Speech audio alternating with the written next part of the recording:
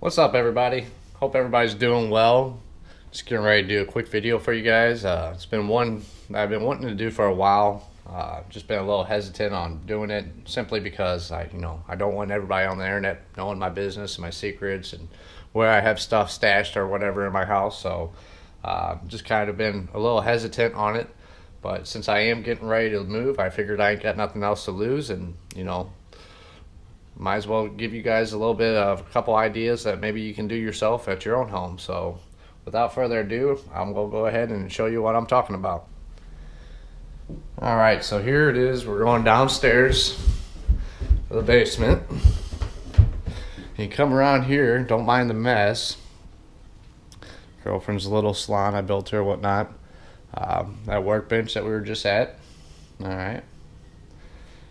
And then over here in the corner, you might not realize when we came down, but see, there's a little mirror right there. And if you walk over to this mirror and you pull it back,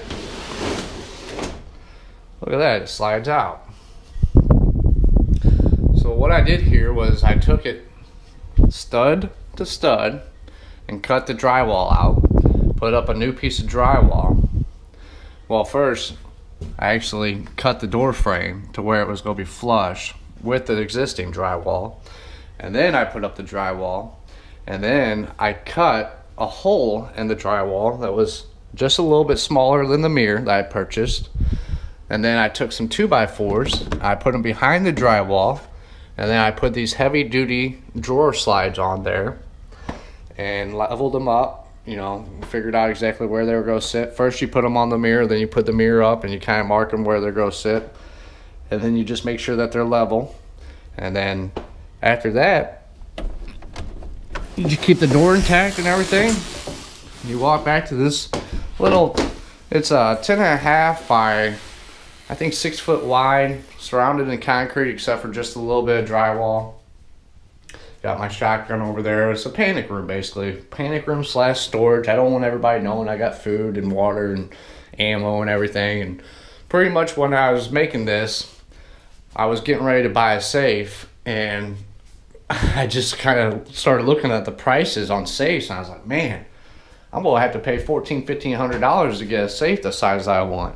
So then I kind of started thinking, why couldn't I just build a safe, or essentially make it like a safe, where I got it hidden to where nobody would find it. And I kind of just looked for a part of my house that, was not being utilized and was small enough to where it wasn't like, blatantly obvious. And this is what I came up with. I had this little wall here, and there used to be a door that came into this room, and I figured why not just try to hide that door. So that's what I did, and this is pretty much the outcome. There's a couple other things I like to do in here, but since I'm getting ready to move in 2 weeks, I'm not really too concerned about it. I was going to put the mirror on hinges, but it's a lot harder than you would think to put it on hinges. Well, maybe you don't think it's that easy, but I thought it was. And I ended up going to the hospital over it. I ended up welding without a mask on, so that was a bad idea. And did what they call flashing myself. But regardless, it was just the mirror was too heavy for the hinges, even with 4 hinges. But it worked out a lot better this way. I mean, if I shut this thing with that light being on, I mean, you can't see back there whatsoever. It's nice and tight. And even if you turn off the light, hold on.